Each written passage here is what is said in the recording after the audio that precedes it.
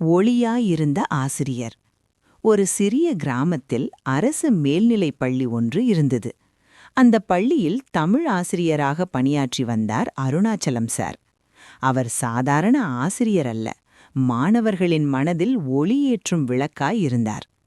அவரது வகுப்பில் மாணவர்கள் புத்தகத்தை மட்டும் படிக்கவில்லை, புத்தகத்தோடு சேர்த்து வாழ்க்கையையும் கற்றார்கள்.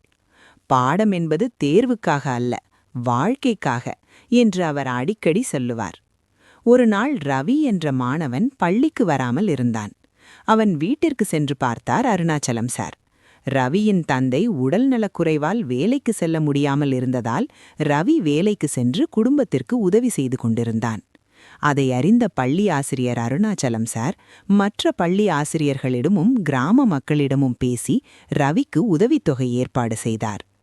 கல்வியே உன் வாழ்க்கையை மாற்றும் என்று ரவியின் தோளில் கை வைத்துச் சொன்னார்.